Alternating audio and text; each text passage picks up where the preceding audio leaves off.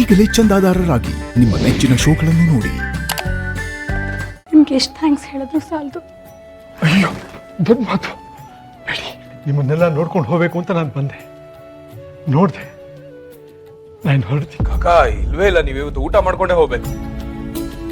ಹೌದು, ಊಟ ಮಾಡದೆ ನೀವು ಹಾಗೆ ಹೋಗೋ ಆಗಿಲ್ಲ. ಇಷ್ಟು ದಿನ ಸುಳ್ಳಿನ ಹೆಣ ಭಾರ ಹೊರ್ತಾ ಇದ್ದೆ, ಈಗ ಭಾರ ಇಳಿಸಿ ಹಗುರ ಆಗಿದ್ದೀನಿ. ಇನ್ಮೇಲೆ ನಾನು ಬದಲಾಗ್ತೀನಿ ಅಪ್ಪಾಜಿ. ಇದು ನಾನು ನಿಮಗೆ ಮಾಡ್ತಾ ಇರೋ ಪ್ರಾಮಿಸ್ ಅಪ್ಪಾಜಿ.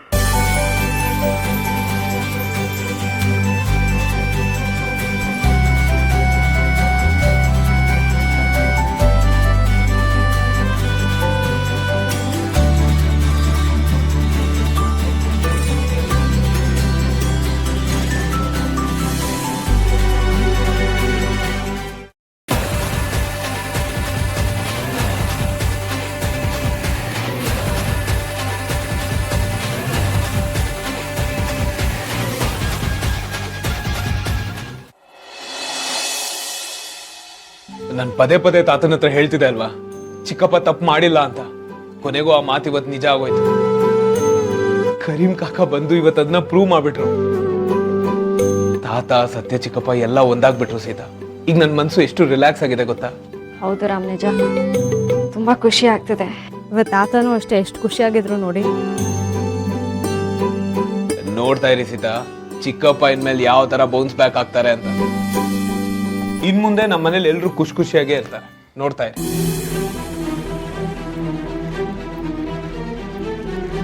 ಆದ್ರೆ ರಾಮ್, ಸತ್ಯ ಚಿಕ್ಕಪ್ಪ ಅತ್ತೆ ಮಾವನ ಕೊಲೆ ಮಾಡಿಲ್ಲ ಅಂದ್ರೆ ಬೇರೆ ಯಾರೋ ಮಾಡಿರ್ಬೇಕಲ್ವಾ? ಒಬ್ರು ಕಾಲ್ ಜಾರ್ ಬೀಳ್ಬೋದು, ಇಬ್ರಿಗೂ ಅದೇ ತರ ಆಗಕ್ ಹೇಗ್ ಸಾಧ್ಯ? ಮತ್ ಯಾರು ಕೊಲೆ ಮಾಡಿದವರು? ನಿಜ ಸೀತಾ, ಅವ್ರನ್ನ ಬಿಟ್ಟು ಬೆಟ್ಟಕ್ಕೆ ಬೇರೆ ಯಾರೋ ಹೋಗಿದ್ರು. ನನಗೆ ಗೊತ್ತಿರೋದು ಇಷ್ಟೇ ಸೀತಾ. ಅದು ಚಿಕ್ಕಪ್ಪ ನನ್ನ ಹತ್ರ ಹೇಳ್ಕೊಂಡಿದ್ದಕ್ಕೆ ನಂಗೆ ಇಷ್ಟು ಗೊತ್ತಿರೋದು. ಅಪ್ಪ, ಅಮ್ಮ, ಚಿಕ್ಕಪ್ಪ ಮತ್ತೆ ಕರೀಂ ಕಾಕ, ಅವ್ರು ಬಿಟ್ರೆ ಇನ್ ಯಾರಿದ್ರು ಅಂತ ನಂಗೆ ಗೊತ್ತಿಲ್ಲ ಸೀತಾ. ರಾಮ್, ಅಲ್ಲಿ ಬೇರೆ ಯಾರೋ ಇದ್ರು ಅಂತ ಅನ್ಸುತ್ತೆ. ಅವರೇ ಕೊಲೆ ಮಾಡಿರೋದು. ಅವ್ರು ಯಾರು? ಅವತ್ತು ಆ ಜಾಗದಲ್ಲಿ ಇದ್ದಿದ್ದು ಭಾರ್ಗವಿ ಚಿಕ್ಕಿ. ಅದ್ ಹೇಗೆ ಹೇಳ್ತೀರಾ ಅಶೋಕ್? ಕರೀಂ ಕಾಕ ಹೇಳ್ದಂಗೆ ಟ್ರಿಪ್ಗೆ ಹೋಗಿದ್ದು ಇಂದಿರಾ ಅಂಕಲ್ಲು, ವಾಣಿ ಆಂಟಿ, ಸತ್ಯ ಚಿಕ್ಕಪ್ಪ ಜೊತೆಗೆ ಡ್ರೈವರ್ ಆಗಿ ಕರೀಂ ಕಾಕ ಹೋಗಿದ್ರು. ಇಂದಿರಾ ಅಂಕಲ್ಲು, ವಾಣಿ ಆಂಟಿ ಬೆಟ್ಟದಿಂದ ಬಿದೋದ ಮೇಲೆ ಭಾರ್ಗವಿ ಚಿಕ್ಕಿ ಸತ್ಯ ಚಿಕ್ಕಪ್ಪನ ಮುಂದೆ ಬಂದು ನೀನೇ ತಳ್ಳಿದ್ದು, ನೀನೇ ಕೊಲೆ ಮಾಡಿದ್ದು ಅಂತ ಜೋರಾಗಿ ಕಿರ್ಚಾಡಿದ್ರಂತೆ. ಇದರ ಅರ್ಥ ಏನು ಮುದ್ದು? ಈ ಕೊಲೆಗೂ ಭಾರ್ಗವಿ ಚಿಕ್ಕಿಗೂ ಸಂಬಂಧ ಇದೆ ಅಂತನಾ? ಡೌಟೇ ಇಲ್ಲ. ಆ ಜಾಗಕ್ಕೆ ಇದ್ದಕ್ಕಿದ್ದಾಗೆ ಭಾರ್ಗವಿ ಚಿಕ್ಕಿ ಹೇಗೆ ಬಂದ್ರು? ಇಷ್ಟಕ್ಕೂ ಕೊಲೆ ಆರೋಪನ ಭಾರ್ಗವಿ ಚಿಕ್ಕಿ ಸತ್ಯ ಚಿಕ್ಕಪ್ಪನ ಮೇಲೆ ಯಾಕೆ ಹೊರಿಸಿದ್ರು? ಅಲ್ಲ ಅಶೋಕ್, ಕೊಲೆ ಆಗಿದೆ ಅಂತಂದ್ರೆ ಒಂದು ಇನ್ವೆಸ್ಟಿಗೇಷನ್ ಆಗಿರ್ಬೇಕಿತ್ತಲ್ವಾ?